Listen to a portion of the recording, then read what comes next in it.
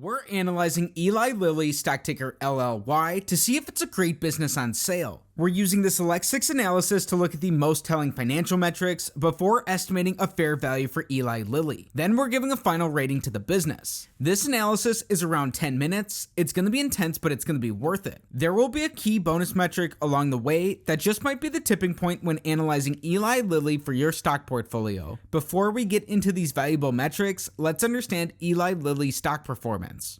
Right now, Eli Lilly trades for $454.08 per share. Year to date, Eli Lilly's beating the market. Their stock price is up 23%. In the last 5 years, Eli Lilly is one of the best performing stocks. They're compounding at 35% annually. In the last decade, they're compounding at 24% annually. Going back before the global financial crisis, in the last 18 and a half years, Eli Lilly is compounding at 12% annually. Right now, Eli Lilly pays a 0.94% dividend yield. Their average dividend yield is added on to any gains in their stock price. Eli Lilly trades $16 below their 52-week high. The company's up more than $170 from their 52-week low. There's not a lot of short interest in the business, with about 0.5% of their shares sold short. Eli Lilly is a huge business, one of the largest in the world. They have a $427 billion market cap. But the burning question is, why has Eli Lilly performed so well? Eli Lilly is a drug firm with a focus on neuroscience, cardiometabolic, cancer, and immunology. Lilly's key products include Verzenio for cancer, Mounjaro, Jardiance, Trulicity, Humalog, and Humulin for diabetes, and Taltz and Olumiant for immunology. Eli Lilly was founded in 1876 and is headquartered in Indianapolis, Indiana. Now with that understanding, let's get into the numbers. Starting with metric number 1, we want Eli Lilly's average return on capital in the last 5 years to be above 14%. The average business earns about 7% returns on capital. Looking for a benchmark that's double this can build in margin of safety based on the quality of the business. Eli Lilly's earned way above average returns in all 5 of these years, coming in at around 30%. They've also grown over this time. In a given year, Eli Lilly earns 29% average returns on capital. These returns are nearly 4 times better than a typical business. This is a huge check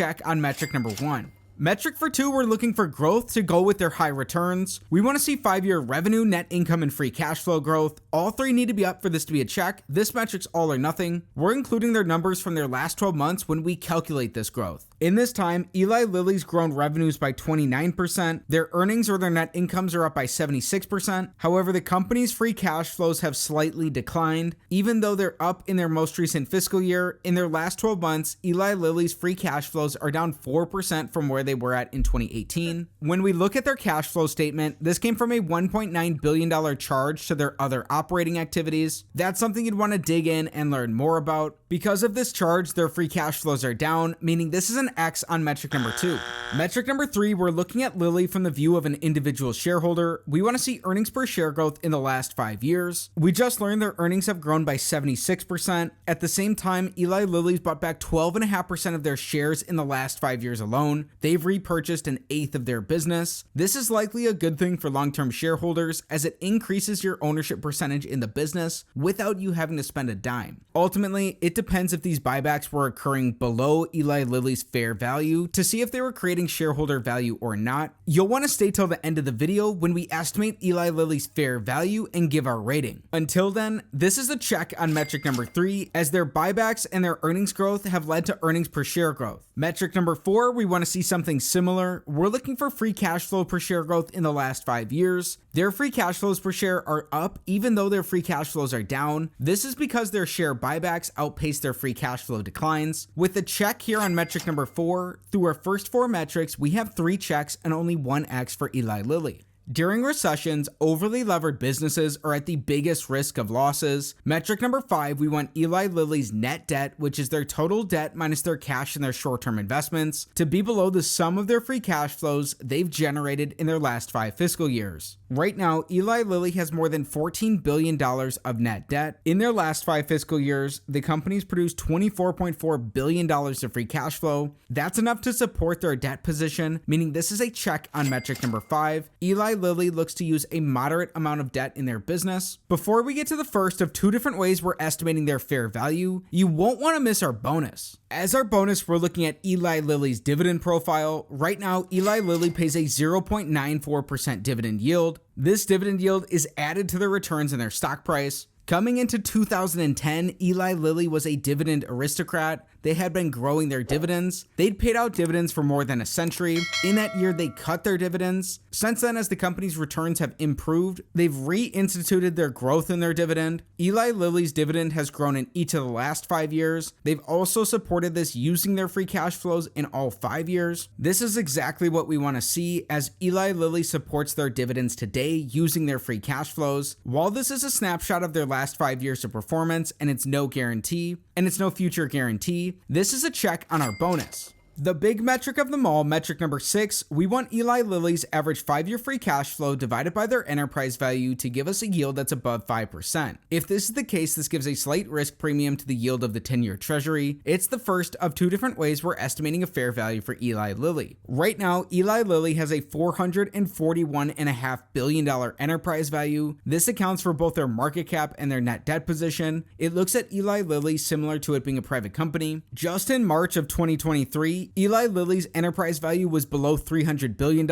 The company's enterprise value is up nearly 50% in just 6 months. Even as a huge business, that just shows you some of the potential for mispricing even amongst these large cap stocks. In the last 5 years, we learned Eli Lilly produced $24.4 billion of free cash flow. This means in an average year, they produce $4.9 billion of free cash flow. When that's divided by their enterprise value, we get around a 1.2% average free cash flow to enterprise value yield. On a current basis, Eli Lilly produced $4.1 billion of free cash flow in their last 12 months. When that's divided by their enterprise value, we get just under a 1% current free cash flow to enterprise value yield. Both of those are down a lot from the yield of the 10-year treasury, meaning they're below our risk premium as well. Coming in on metric number 6, this is an X on Eli Lilly. The company's valuation may have gotten ahead of itself. Don't just throw this business out. We still need to estimate their fair value per share and give our final rating. Everything we've discussed so far is important, but there's something missing that in my opinion is the main reason to analyze Eli Lilly, which takes us on to using a discounted cash flow model to estimate their fair value per share. A DCF model is based on the predictability of a company's free cash flows. Like any model in any discipline, its outputs are sensitive to its inputs. We're starting with an average of Eli Lilly's last 3 fiscal years worth of free cash flow, then using historical assumptions to grow these into the future. It's up to you to figure out if these are accurate or not. Eli Lilly's not been that predictable in their past. Assuming they grow their average 3-year free cash flows at just under 6% annually for the next decade, then in the following decade, assuming that these grow at 4% annually, we'll add in their tangible book value to give an estimate of their net worth. Keep in mind, because of their share buybacks, asset-light nature for some of these drug manufacturers,